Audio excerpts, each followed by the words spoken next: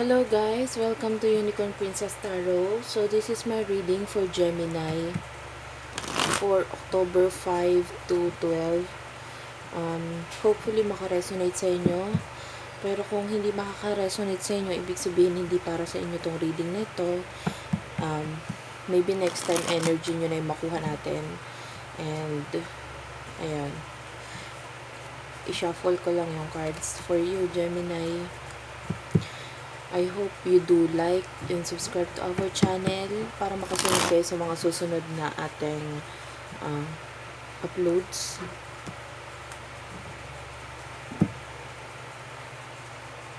Okay, number for Gemini, October 5 to 12. Okay, simulan na natin yung reading mo. Gemini, please. What do we have for Gemini? Okay. So your energy is the 8 of Wands.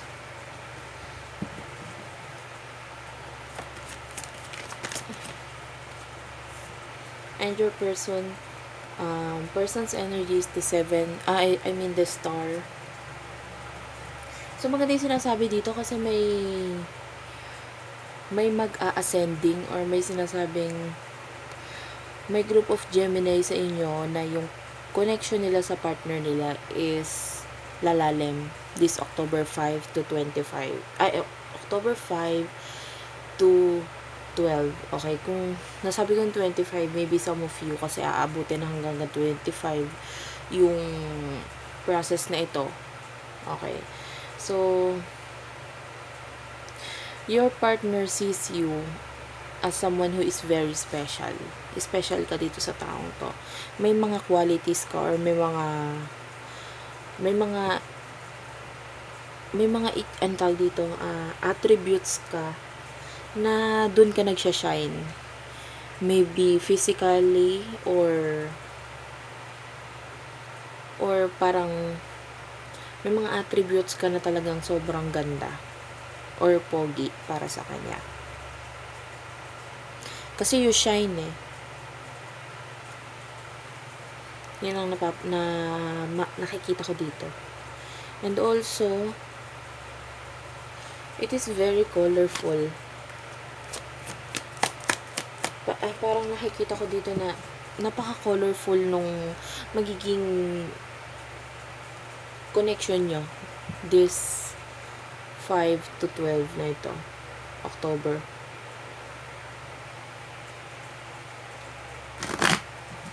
With the 8 of Wands, I can see not only him or not only siya yung nakakakita ng mga attributes mo na maganda para sa'yo or maganda sa'yo. May mga ibang makaka-appreciate din, may ibang makakapansin din, at saka ang dami nakatingin sa'yo eh. I can see talaga ngayon talaga nag-aano ka, parang namumukod tangi ka ngayon or nagiging special ka. Nagiging maganda yung maybe may mga improvement ka sa sarili mo na unti-unti na nakikita ng tao or basta you shine. Especially dito sa person mo, nakikita ka talaga niya kung parang napapansin ka talaga niya. Unrequited love. So, nakikita ko dito, meron nag-wear ng false mask or hindi nagsasabi ng totoo.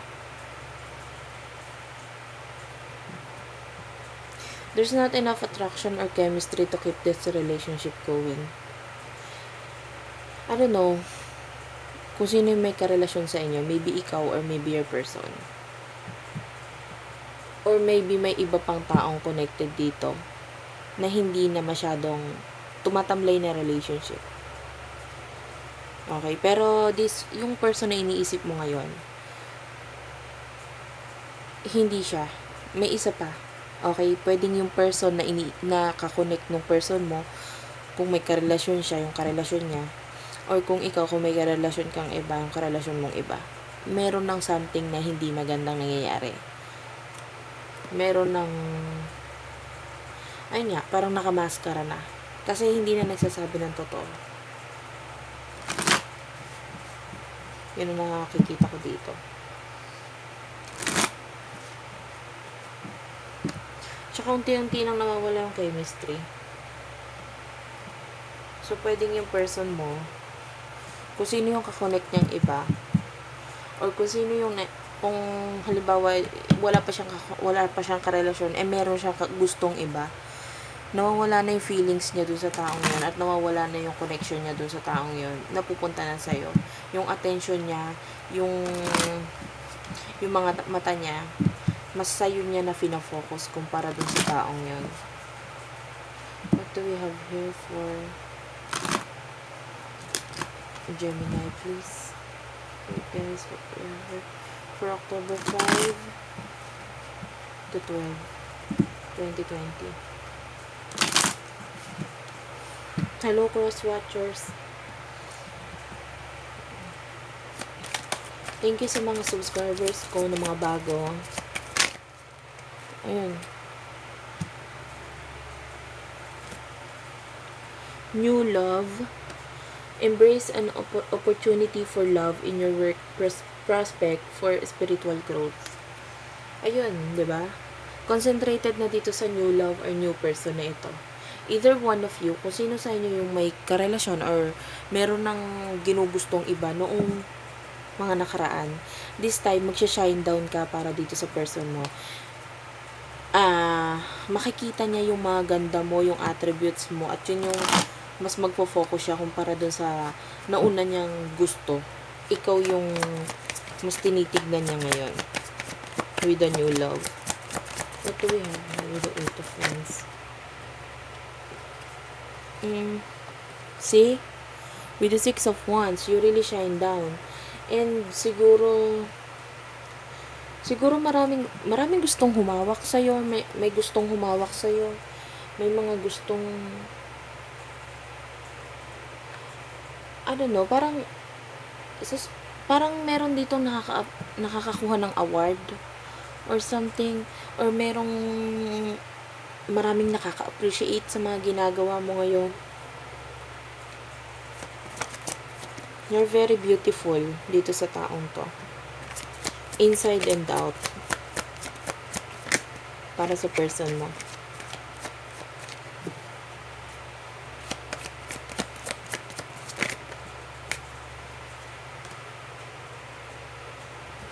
Sometimes your person is thinking of you like you are good while you undress.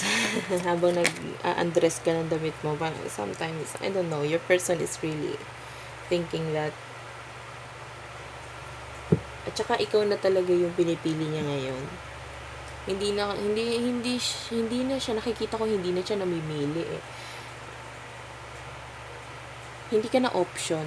Kung dati option ka, hindi. Ngayon, ikaw na yung pinipili niya. And there's an offer. So, pwedeng sabihin yung offer na yun or ibigay yung gustong ibigay ngayong October 5 to 12 na yun. Or for some of you, hanggang 25. May offer at may mga, I can feel yung for some of you na sabi na sa'yo ng person mo ito. Yung regarding sa offer na to. With the Hierophant and the Five of Wands. Wait lang.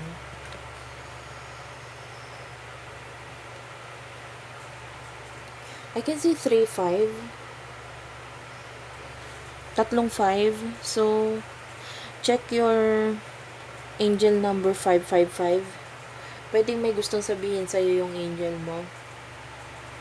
Or kung hindi kayo naniniwala sa angel number, pwede nyo i-checkin yung numerology. Kasi baka may mga gustong iparating sa inyo yung number na 555. Okay? Yung person mo, nakikita ko din na-develop niya rin yung sarili niya. May mga dine-develop siya sa sarili niya. Pero, I can see your person really thinking of you. You're irresistible. Parang ganon. Yung feeling. And there's this longing. Parang, sana, maraming sana.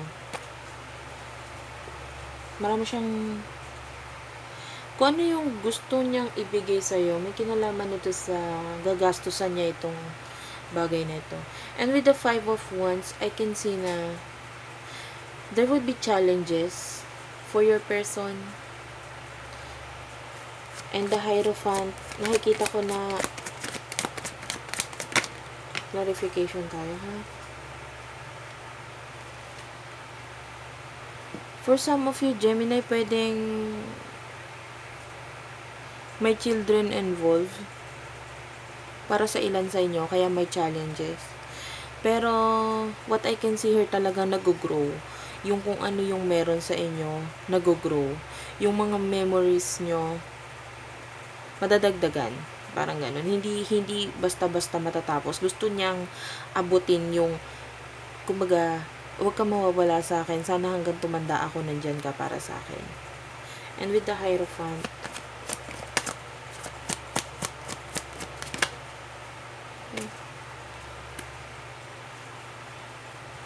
gagawa siya ng movement. Nakikita niya kanya as the star, which is medyo mataas or medyo, I don't know, parang hindi tayo bagay. Pero gagawa siya ng movement. Parang dukha ka.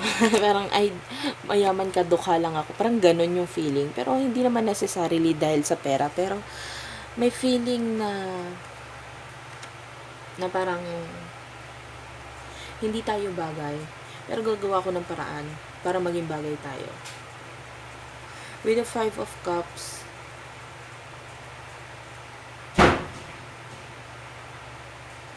I can see someone here na may mga pinagdadaanan ngayon. Some of the Gemini here, may mga pinagdadaanan ngayon. What's with the 5 of Cups? Parang may mga nawala sa kanya. Kaya parang hindi na siya masyadong nagpe-pay attention dito sa connection na ito. Pero yung person mo, hindi lang siya nagsasalita, hindi lang siya pala salita or pala chat, ganyan. Pero marami siyang gustong sabihin eh. Ikaw parang okay, fine, parang ganon. Bahala ka sa buhay mo. Yun yung nararamdaman kong feeling dito na energy mo. And the 3 of Pentacles and King of Pentacles. Yun nga, may gusto siyang ibigay sa'yo na something na paggagastusan niya. And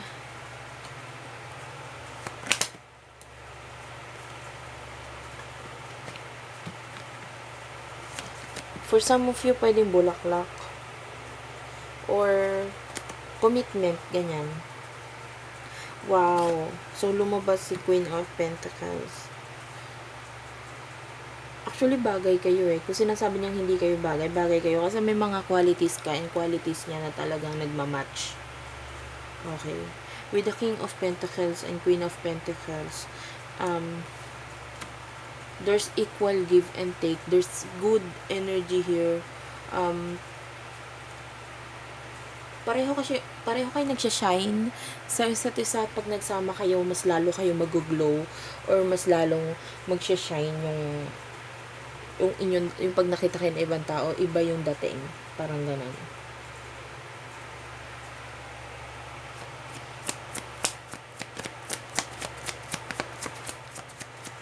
Gandang-ganda siya sa'yo.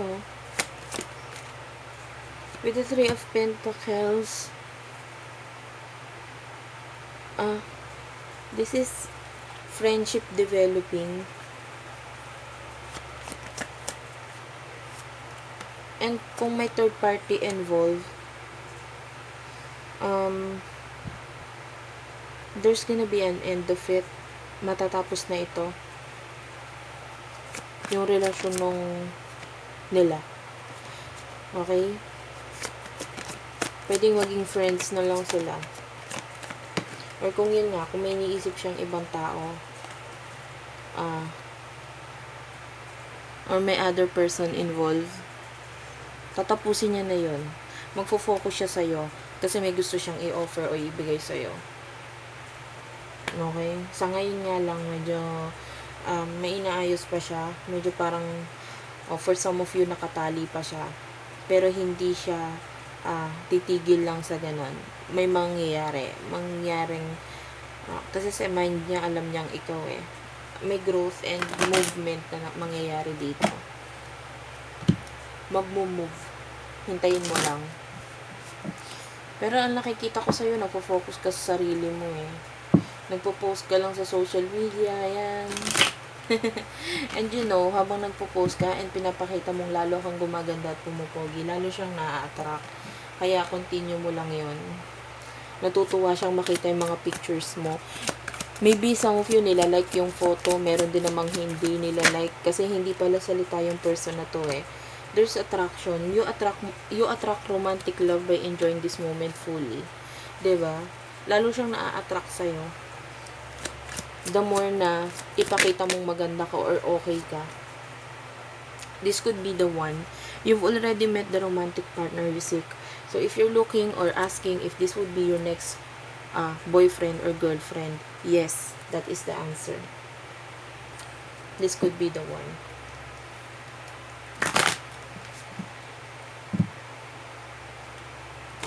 Kasi yung person sa utak mo, siya. Mag-ready ka lang. May naayos pa lang siya sa buhay niya, pero mag-ready ka. Mag-o-offer siya sa'yo. Love makes the difference. Love heals past hurt and provides a sense of security and self-worth. This is for the both of you. Yun nga.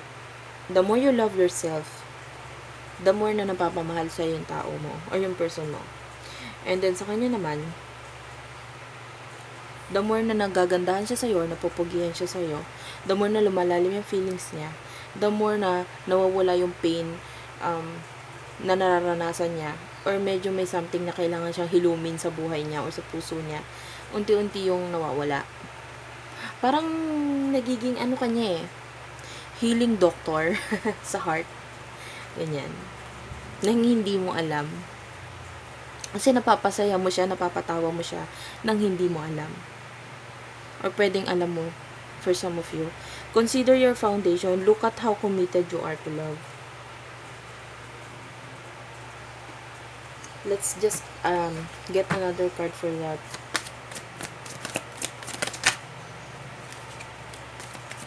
For what I can see here,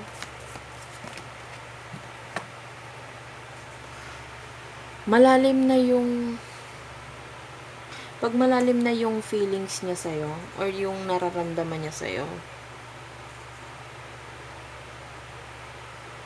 sa kanya sasabihin talaga eh. Para doon sa mga hindi pa alam. Or kung yung maibibigay, sa kanya lang ibibigay pag talagang sure na sure na. Ngayon, i-build niya lang yung foundation or yung i-build niya lang yung foundation or patitibayin niya lang ng husto. Or palalalimin niya lang ng husto yung feelings niya muna. Parang ganon. And the heart of the matter, there is more going on meets the eye. Yun nga.